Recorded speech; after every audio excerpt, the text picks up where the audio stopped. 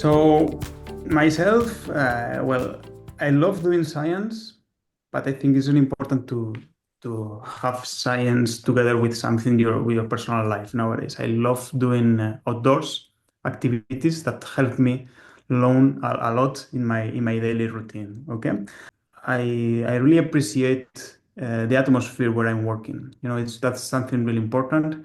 I appreciate the collaborative team that we have here for example, in our group, and I think that's very, very important for people to take into account. The atmosphere where you are working is something important, and to me that was one of the priorities when I was deciding where to go, where to stay, what to do.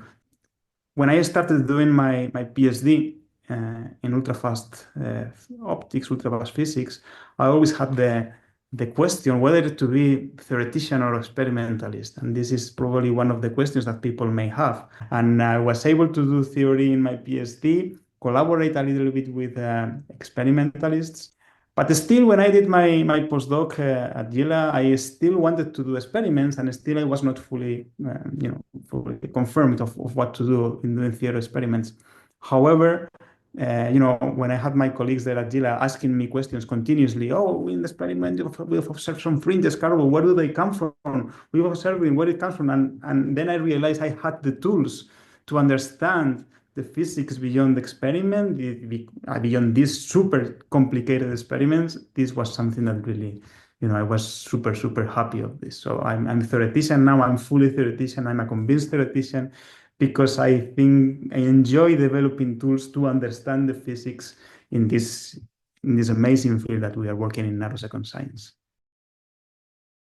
It was not planned at all. Yeah. So when I started doing my PhD, actually I started looking into plasma physics. I was doing a lot of computational developments, computational techniques, and I end up doing phase matching things. And I started looking, liking all the physics beyond the high harmonic generation process. When I was doing this, then I was, and I still am amazed on how this process, let's say single process of harmonic generation, all the physics that is behind this process, quantum physics, light science, macroscopic physics, it's amazing. So then, it's still, I mean, more than 30 years after harmonic generation, I still think we are still learning things in attosecond science.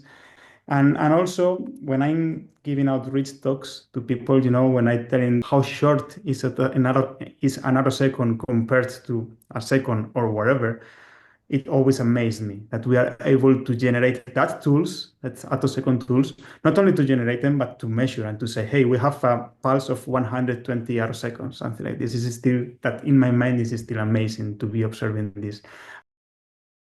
Well, I think in general that globally science is evolving into more applied science and more applications. This is my feeling that I'm not, there are approaches to go into semiconductor industry if using harmonics in solids. And I think that the field will be evolving more and more into that, in how to use the harmonics. And I think as happened in the femtosecond regime, the tools we have in the femtosecond regime, we are using them from the spectral domain, not from the temporal domain. And I think in attosecond science is going a little bit into applications, is going in this direction, to use the harmonics that we are generated with all these nice properties that we can generate the harmonics with, and to see how they can be a little bit converted to something useful in industry. However, as I said, fundamentally, I think all the interactions at the attosecond timescale, there is still many things to be learned and to be understood.